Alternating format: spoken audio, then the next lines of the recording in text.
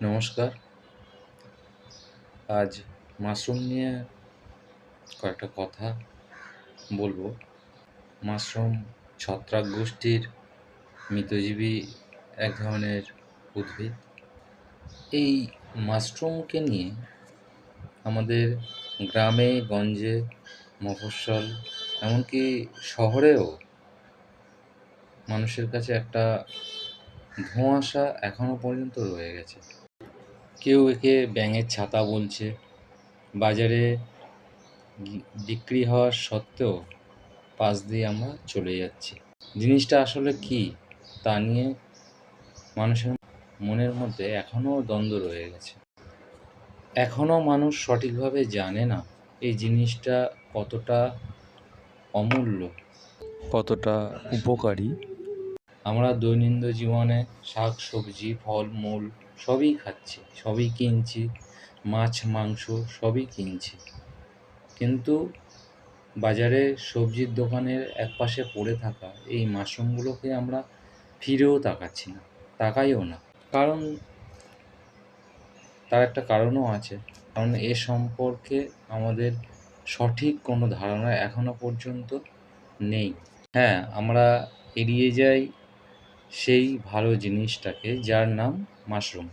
পড়ে থাকে একপাশে, পাশে থেকে বিক্রি হয়ে যায় অন্যান্য শাক সবজি ফলমূল সব কিছু। কোনো সবজিওয়ালা ভাই যদি মাশরুম রাখে, তার এই মাশরুম বিক্রি হতে সময় লাগে অনেক বেশি সময় ধরে, তাকে ওটা রাখতে হয়। যারা জানে এর সম্পর্কে তারাই কেনে। বেশিরভাগ মানুষই আমরা ওকে এড়িয়ে চলে যাই।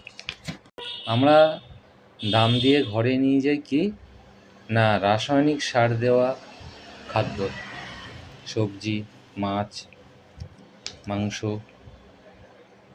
আর পড়ে থাকে একপাশে নির্ভেজাল উচ্চ পুষ্টিগুণে ভরপুর মাশরুম, যার পুষ্টিগুণের কোনো তুলনাই হয় না। কোনো অবস্থাতেই যার পুষ্টিগুণ কখনোই নষ্ট হয় না, না শুকনো অবস্থাতে, না তাজা অবস্থাতে, না গরমে না ঠান্ডায়। এমন একটা খাদ্য যাকে আজও আমরা গুরুত্ব দিই না, কিন্তু এর কাছে অন্যান্য খাদ্য প্রায় ফিকে এর গুণাগুণের কাছে। মানুষের মনে দ্বন্দ্ব চলে, কিনবো না কিনবো না, খাবো না খাবো না।